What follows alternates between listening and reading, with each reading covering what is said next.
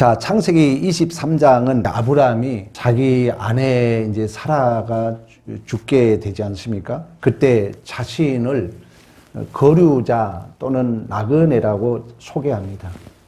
우리는 이 세상에 나그네 같은 삶, 흔히들 그런 얘기 하잖아요. 잠시 왔다 그런다 하잖아요. 그러니까 단순한 우리가 떠돌이의 인생이 아니라 하나님이 약속한 땅을 믿음으로 바라보며 살아가는 소위 언약 백성이라고 그래요. 그러니까 우리는 이 땅에 잠시 왔다가 영원한 본향으로 돌아간다는 것입니다. 그래서 그 사라를 매장할 굴을, 무덤을 이죠. 쉽게 말하면 은 400세겔, 장정 약 20명 노예를 살 수 있는 큰 돈으로 막델라 굴을 사게 됩니다. 이러한 것들은 단순한 매장지가 아니라 후손들이 돌아올 하나님 나라를 상징하는 신앙 고백이다, 이런 얘기를 했어요. 그러면은 하나님께서 이런 약속을 했잖아요. 생 번성 땅의 충만의 약속을 했잖아요. 그 약속대로 하나님이 아브라함에게 이삭을 주었습니다. 씨로 말미암아 다른 민족의 복을 받으라 약속을 했잖아요. 이제 어느덧 아브라함은 나이가 먹어서 늙어 거의 죽게 됩니다. 그리고 이삭은 나이가 40이 됐어요. 노총각이 된 거예요. 근데 그 하나님의 약속이 성취돼야 되는데 아직 이삭은 장가도 안 간 거예요. 우리가 좀 더 적극적으로 의미로 말하자면, 그러니까 하나님이 생육번성 땅에 충만의 약속을 했는데 그 약속대로 아들을 줬어. 근데 아들이 결혼해야 될 거 아닙니까? 근데 아직 결혼도 못한 거예요. 그래서 오늘 본문에 아브라함이 자신의 종에게 중요한 임무를 맡깁니다. 너는 내 고향에 가서, 내 족속에 가서 내 아들 이삭의 아내를 데려오라. 자, 좀 더 디테일하게 설명합니다. 이삭은 누구를 예시한다 했어요? 예수 그리스도를 예시하는 거예요. 그러면 예수와 결혼할 지금 신부를 데려오라는 거예요. 누구에게 하겠어요? 그렇죠, 우리에게 하는 거예요. 이렇게까지 설명해 줘야 이제 알아먹으니까. 그래서 그 본토 친척, 그 제가 관영했던 메소포타미아 문명, 그 하란에 가서 이 아브라함이 종을 보내서 그 이삭의 아내 될 한마디로 리브가를 데려오는 거예요. 오늘 본문의 이야기예요. 여기에 이제 깊고 오묘한 국속사적인 예수 그리스도와 교회의 이야기를 지금 하고 있다는 거예요. 성경이 단순하게 어떤 아브라함의 이야기, 이삭의 이야기를 하고 있지 않다는 거예요. 반드시 성경의 말씀은 어제나 오늘이나 동일한 거예요. 그러니까 그때 당시 이미 몇천 년 전에 이삭 이야기하고 이삭의 아내 리브가 얘기를 하고 있지만 오늘 예수 그리스도와 우리 얘기를 하고 있는 줄로 믿습니다. 그래서 이 성경의 신비함이에요. 그런 의미에서 이 24장은 이제 이 언약을 이어갈 이삭과 리브가의 결혼을 다루는데 단순한 결혼 이야기가 아니라 하나님께서 약속을 이루어져가는 주권적 후속사를 우리에게 보여주고 있다는 거예요. 쉽게 말하면 우리의 구원 얘기를 하고 있다는 거예요. 그래서 24장은 이삭과 리브가의 만남은 단순한 결혼 이야기가 아니라 하나님께서 이삭을 위해 리브가를 준비한 것처럼 하나님께서 그 이삭은 예수 그리스도를 예시한다고 말씀했던 것처럼 그 예수와 신비적 연합을 이룰 교회를 하나님이 준비했다는 거예요. 그래서 우리의 존재는 예정론이라고 그래요. 만세전에 우리 하나님이 우리를 너는 내 것이라고 지명하여 부르었다는 거예요. 그래서 하나님이 우리를 부른 거예요. 그래서 여기는 우리가 이중 예정이 있다고 말씀하지 않습니까? 택자와 불택자가 있다고 말씀했던 것처럼. 그래서 이를 통하여 언약을 성취해 가시는 하나님의 구속의 역사이고 본절에 말씀했던 것처럼 예수 그리스도와 교회 이야기를 하고 있다는 거예요. 여러분이 잘 들으면 그래서 은혜가 되는 거예요. 성경의 신비함을 느낍니다. 말씀을 집중해서 들으면. 우리 창세기 22장에서 아브라함이 모리아산에 이삭을 바치고 여호와 이레, 그 사건은 하나님께서 준비하신 어린 양을 또 예수 그리스도 십자가를 예표했던 것처럼 말씀을 잘 듣지 않으면 어렵고 밖에 나가면 생각 안 나는 이유가 그거예요. 그래서 성령을 의지해서 우리 목사님이 지금 무슨 얘기하는지 잘 따라오면은요 신비함을 느끼게 돼 있습니다. 하나님 말씀은 살아계시기 때문에. 그래서 아브라함은 믿음은 이미 이제 믿어진 거예요. 40년 세월 속에 우리 이미 공부했잖아요. 하나님이 너에게 반드시 씨를 주리라.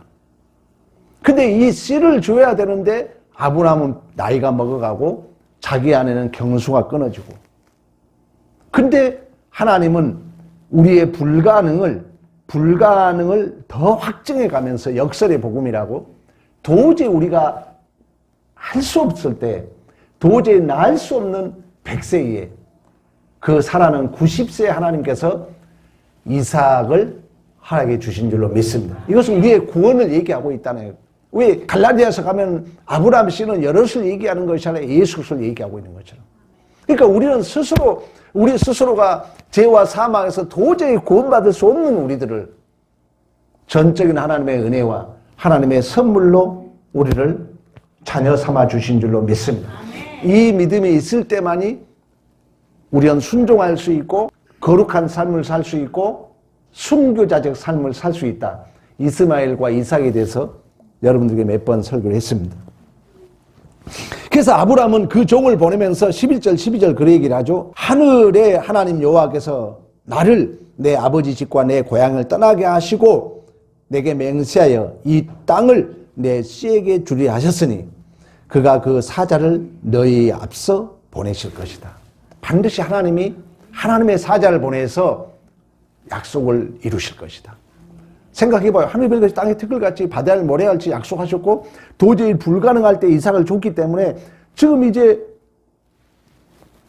이삭이 장가 못 가버리고 자기하고 어머니가 죽어버리면 이삭 홀로 남잖아요. 그럼 아브라함의 아버지 입장의 최고의 입장은 뭐냐? 그 이삭의 짝을 만나게 하는 거예요. 그게 하나님의 약속이 이루어져야 되기 때문에. 근데 아브라함은 믿음이 있었어요. 분명히 하나님이 그 불가능 속에 이삭을 줬던 것처럼 또 하나님께서 반드시 이삭의 배우자를 만나서 세운번성 땅의 충만의 약속을 이룰 것을 확신이 있었다는 거예요. 그래서 종을 보면서 야, 너가 가되 너보다 앞서서 하나님이 사자를 보내서 하나님이 이 약속을 이루실 것이다. 할렐루야. 그러므로 이제 아브라함과 종은 아브라함의 허벅지 아래 9절에 그 얘기를 하죠. 손을 넣고 맹세합니다.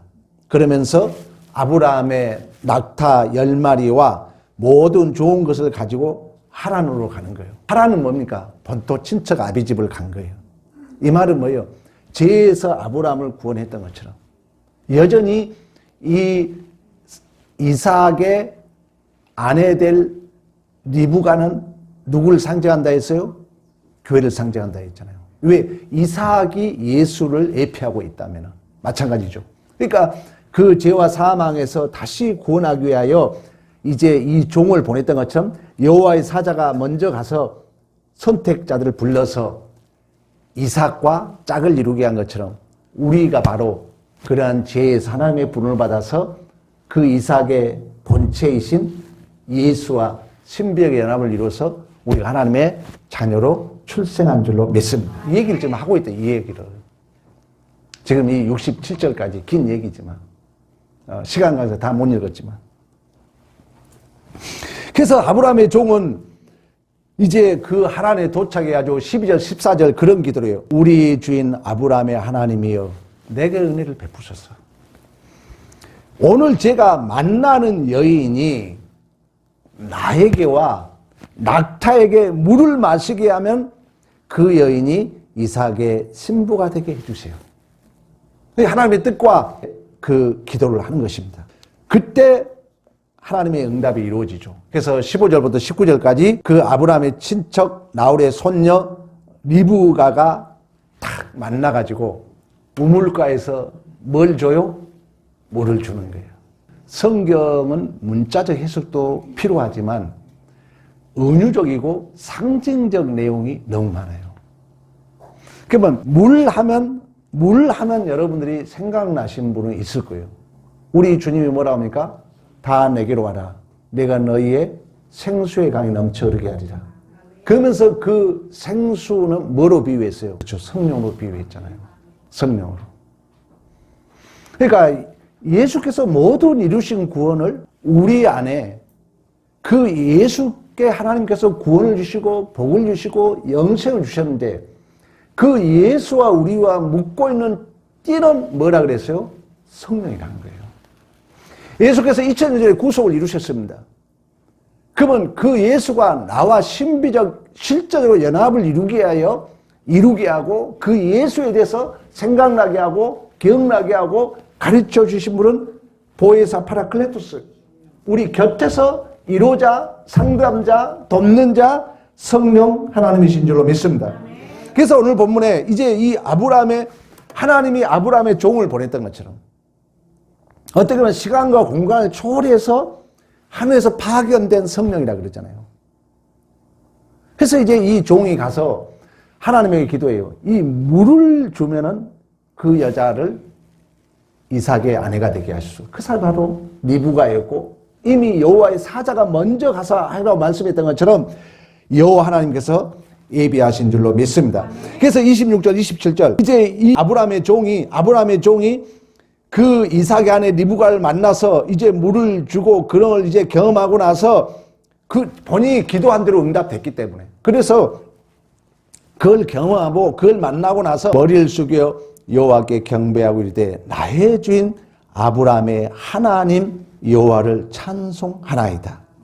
여호와께서 길에서 나를 인도하사 내 주인의 동생 집에 이르게 하셨나이다 하면서 여호와 이레를 고백한 것을 볼 수가 있습니다. 그리고 성경의 남자들이 그 아내를 만날 때 어디에서 만났어요? 구약 성경에 대개 보면 사마리아 여인이 어디에서 만나요?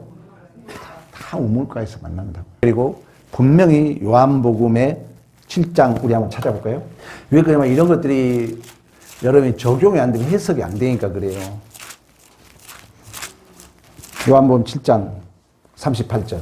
자, 명절 큰 날은 구속의 완성을 이루신 8째 날이야. 자, 이런 것들이 이제 어렵다고요, 성경이. 그런데 저는 다 설교를 했어요, 여러분들에게. 그러니까 설교를 들어야 돼요. 안 듣고 어렵다니까 목사님 더 어려운 거예요. 들어야 돼요. 다 해줬거든요. 수십 번 반복해서. 스프롬은 설교잖아요. 한 설교를 보통 한 10번은 반복하거든요. 근데 어렵다고 그래요. 그 말은 뭐예요? 안 듣고 있다는 거예요. 큰 날은 8째 날. 우리 설립 기념 예배 때마다 얘기했어요. 안식구 첫날 8째 날이야. 큰 날. 구원의 완성을 이룬 날이야. 그러면 뭘 줘야 돼요? 이뤘으니까 이제 뭐가 파견돼야 돼요? 성령이죠, 성령. 성령이라고요. 예수께서 구원을 이루셨으니까 그게 내 안에 적용되려면 반드시 신적 보적으로 성령이 우리에게 임하게 된 줄로 믿습니다. 그래서 큰 날 동일한 얘기하는 거예요. 예수께서 외쳐 이르되 누구든지 목마르거든 내게서 와서 마시라. 믿는 자는 성경의 이름과 같이 그의 배에 생수의 강이 흘러나오리라 하시니 이는 그를 믿는 자들이 받을 뭐다? 성령이다. 성령이라는 거예요. 그래서 구약의 이 남자들이 그 물가에서 우물가에서 신부를 만나요. 사마리아 여인이 그랬던 것처럼. 한 번만 찾아볼까요? 오늘 리브가가 그 얘기를 하고 있는 것처럼 또 야곱도 마찬가지입니다. 창세기 29장으로 가봅니다. 창세기 29장 10절 야곱이 그 외삼촌 라반의 딸 라헬과 그 외삼촌 양을 보고 나아가 우물아기에서 돌을 옮기고 외삼촌 라반의 양떼에게 물을 먹이고 그가 라헬에게 입 맞추고 소리내어 울었더라. 모세도 마찬가지입니다. 모세도 십부라를 만난 게 어디서 만난 줄 아세요? 출애굽기 2장으로 가봅니다. 15절 바로가 이 일을 듣고 모세를 죽이고자 하여 찾는지라. 모세가 바로의 낯을 피하여 미디안 땅에 머물며 하루는 우물 곁에 앉았더라. 이제 결국 그 십부라를 만납니다. 이처럼 아브라함이 종을 보내고 그 종은 물이 증거되어 이삭의 아내 리브가를 데려온 것처럼 이 물은, 이 우물가는 뭘 상징하고 있다고요? 성령을 상징하고 있다. 그러니까 하나님 아버지께서 보혜사 성령을 보내셔서 예수는 여러분 2000년 전에 구속을 이루셨잖아요. 예수 안 보이잖아요. 근데 예수님이 분명히 얘기하잖아요. 이제 내가 보혜사를 보내리니 그가 나에 대하여 생각나게 하리라. 나에 대해서 기억나게 하리라. 그래서 여러분들은 예수와 우리와 신비적 연합을 이룬 걸 교회라고 그래요. 그러면 내 안에 예수가 사는 삶이 부활의 삶이에요. 생명의 삶이에요. 그러면 그 모든 생명의 삶을 내 안에서 적용하고 교통케 하신 분이 보혜사 성령 하나님이라는 거예요. 그래서 자꾸 여러분들이 성령 하나님. 근데 이 성령은 말씀에 대하여 진리의 영이기 때문에 말씀은 예수에 대해서 얘기하고 있고 설계가 입체적으로 좀 건물이 지어진 것처럼 말씀이 육시돼서 오신 거예요. 시간과 공간 실체로. 그러면 그 예수는 2000년 전에 우리의 구속을 이루셨고 그 예수에 대하여 내 안에 실제적으로 적용하신 분이 바로 보혜사 성령 하나님이신 줄로 믿습니다. 그래서 아버지께서는 이러한 성령 하나님을 보내셔서 예수 그리스도 성자 되신 예수 그리스도의 신부인 교회를 부르시는 구원 이야기를 이 본문은 우리에게 해주고 있다는 거예요. 그래서 혼인잔치야 오늘 본문. 요한복음은 7대 기적이 나타납니다. 이것도 좀 어렵지만 들으셔야 돼요. 첫째 기적이 뭐예요? 혼인잔치. 가나안 혼인잔치죠. 요한복음 7대 표적 중에. 근데 이제 물이 떨어져서 혼인잔치가 이루어질 수 없는 거예요. 물이. 그래서 이제 6 항아리, 결핍의 수, 666의 수, 모자람의 수, 흉내내는 수. 그러면 이제 해석을 그래. 이제 해석이 참 그래서 어려운 거예요. 이걸 어떻게 후속사주로 풀 것인가. 그래서 이제 이 포도주라는 것은 사실 엄밀히 말하면 성경적 은유적으로 표현해요. 예수의 십자가의 피를 얘기하고 있거든요. 그래서 그 포도주가 왔다는 것은 이 6의 부족함이 이 7의 피로 완성된 거예요. 결혼식이 완성되죠. 그리고 또다시 이 7의 기적이 완성되는 마지막 표적이 뭐예요? 죽은 나사로가 살아난 거예요. 똑같이 해석이 되죠. 그러니까 여전히 이 결혼식의 완성이 7째 죽고 부활의 그 완성으로 완성되는 것처럼 이 혼인잔치가 단순하게 어떤 남녀가 결혼해서 끝나는 그런 의미가 아니라 예수 그리스도께서 그 6 항아리의 포도주, 그 피 흘리심이 채워짐으로 7수가 완성되는 것처럼 또 그 설명해 주는 차원에서 7대 표적 중에 마지막 7째 표적이 죽은 자가 살아난 나사로의 죽음을 얘기해 주고 있는 것처럼 이 단순한 혼인잔치가 아니라는 거예요. 이것은 반드시 예수께서 우리 죄를 위하여 죽으시고 또 우리와 신비적 연합을 이루어서 우리 교회 공동체가 탄생됨을 우리에게 보여주고 있는 줄로 믿습니다. 이처럼 이제 아브라함의 종이 리브가를 데려와서 하나님 앞에 감사하고 하나님이 하셨다는 의미에서 33절, 38절까지는 계속해서 그 얘기를 하죠. 하나님께서 인도하셨고 하나님께서 준비하셨다는 차원에서 여호와 하나님을 5번씩이나 반복합니다. 그리고 이제 52절에서 53절에 아브라함의 종이 이제 땅에 엎드려 여호와께 절을 하고 리브가와 그 오라비와 어머니에게 은근 폐물과 의복을 선물하지 않습니까? 성경은 해석의 문제라는 얘기를 많이 하고 있는 것처럼 그러니까 아브라함이 종을 파송했던 것처럼 하나님이 우리에게 성령을 파송했던 것처럼 어떻게 보면 이 아브라함의 종도 어떻게 보면 성령의 역할을 하는 거예요. 왜? 시간 공간을 초월해서 가셨기 때문에. 가서 리브가를 데려왔기 때문에. 이 아브라함의 종이 금 폐물을 그 리브가에게 줬던 것처럼 성령이 우리에게 오셔서 우리에게 크나큰 선물을 주신 줄로 믿습니다. 그 선물은 예수죠, 예수. 성령이 신랑을 데려온 거예요, 신랑 예수로. 왜? 성령이 나에 대해서 생각나게 하고 기억나게 하려고 말씀했기 때문에. 그래서 성령이 오늘 본문에 아브라함의 종이 하란까지 가서 그 갈대아 우리 제가 관영한 곳에서 리브가를 큰 선물을 주고 데려온 것처럼 예수께서 우리의 값을 치렀던 것처럼 오늘 성령도 우리 안에 오셔서 크나큰 선물 예수 우리에게 소개해주고 예수를 알려주고 그리고 우리를 그 어린 양의 혼인잔치로 우리를 인도하신 줄로 믿습니다. 맞는 얘기잖아요. 이렇게 하나님께서는 하늘의 선물을 부어주신 성령은 우리 안에 들어오셔서 우리와 동행하시며 우리를 신랑 예수가 기다리고 계시는 참 약속의 땅 가나안 땅으로 우리를 인도한다는 거예요. 성령이. 그래서 여러분들이 성령을 의지하게 되면 예수가 생각나게 하고 또 예수가 생각나게 되면은 우리는 이 땅에 대해서 여러분들이 초월할 수 있어요. 이 땅에 기분 나쁜 거, 욕심 부린 거, 또 물질적 손실, 또 내 이기심 이런 거에 대해서 여러분들이 예수를 생각하고 성령을 의지하게 되면 그런 거에 대해서 우리가 초월할 수 있다는 거예요. 그런데 이 성령은 말씀과 함께 역사하기 때문에 그래서 여러분들에게 설교를 들으라고 그러는 거예요. 저 설교 잘 못합니다. 저 은혜가 안 될 수 있어요. 그래도 한 설교를 30번 이상 들으라고 그러는 거예요. 물론 여러분들이 막 저보다 잘난 유명한 목사 설교 좋아요. 그러나 하나님은 그걸 기뻐하지 않습니다. 하나님은 여러분 엄마 젖을 먹는 게 제일 건강하잖아요.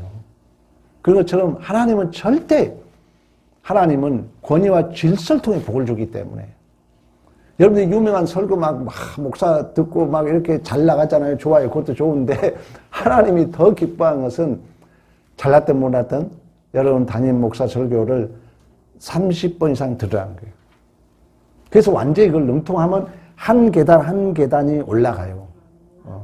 이게 안 올라가면은 멈춰 있는 거예요.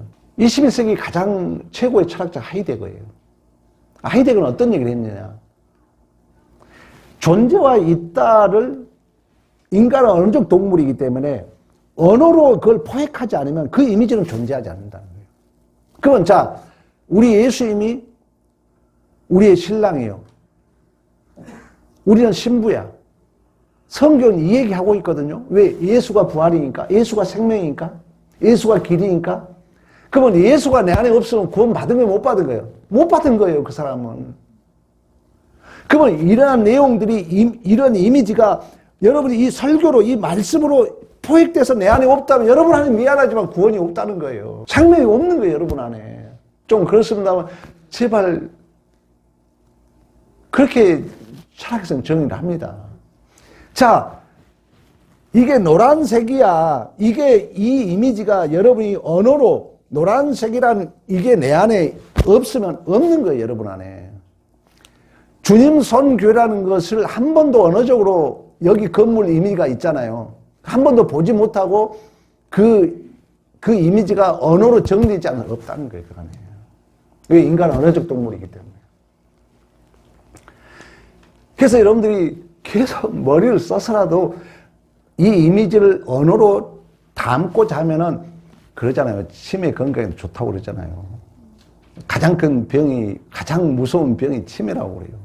여러분들 자꾸 이걸 알려고 하고 이 이미지를 언어로 정리해서 내 안에 간직하려고 할 때 그걸 하이데거는 있다, 존재라 이렇게 정의하는 거예요. 근데 우리는 미국을 안 가봤잖아요, 여러분. 그러나 언어도 정리하고 있잖아요. 그게 있는 거예요, 여러분 안에.